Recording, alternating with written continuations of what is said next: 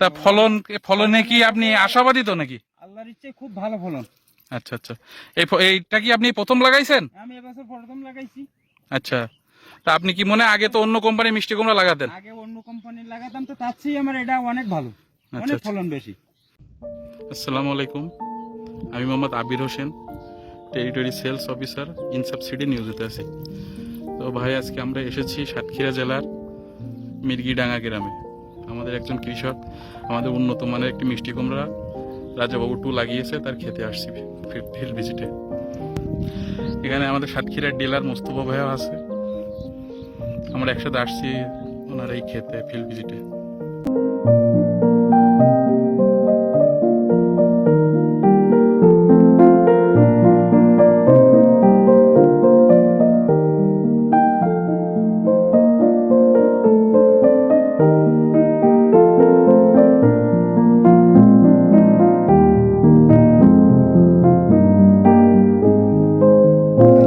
ভাই, গাছের বয়স কতদিন ভাই?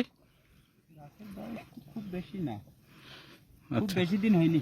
এখনো তো বড় হবে নাকি? হ্যাঁ, এখনো কুমড়ো তো কেবল জালি হয়েছিস না, এখনো তো বড় হবে, বড় বড় হবে। ও আচ্ছা আচ্ছা। তো এমনি যে আপনার এই গাছের সর্বোচ্চ যে ফলটা আছে তার ওজন কেমন হবে ভাই? ও 5-6 কেজি তো হবে, মানে আশা করা যায় এভারেজ আপনার 7-8 কেজি পর্যন্ত হবে না? 7 কেজিও হবে। নতুন ফল ধরছে যখন, ফল তো আরো বড় হবে। প্রথম যে ফলটা হয়েছে সেটা দেখেন অনেক মোটা হয়ে গেছে। আচ্ছা আচ্ছা।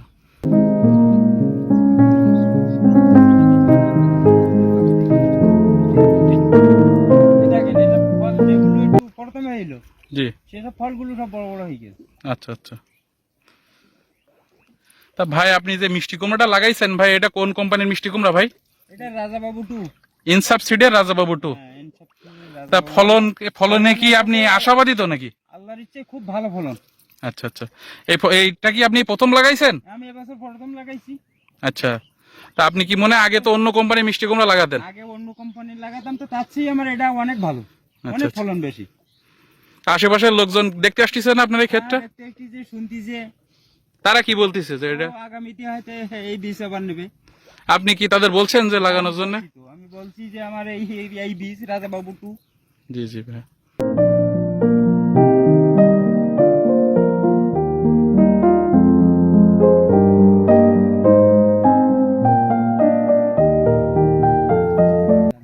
ভাই, আপনি তো এই কুমড়োটা বিক্রি করেন বাজারে নাকি?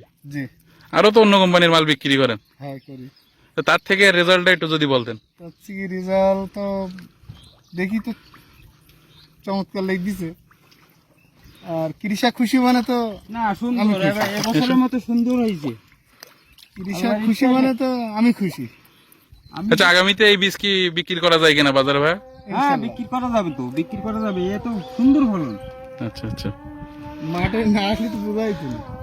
আর ভাই, আপনার গাছে কি ভাইরাস টাইরাস এরকম কিছু আসছে নাকি, যে গাছ সাদা হয়ে গেছে?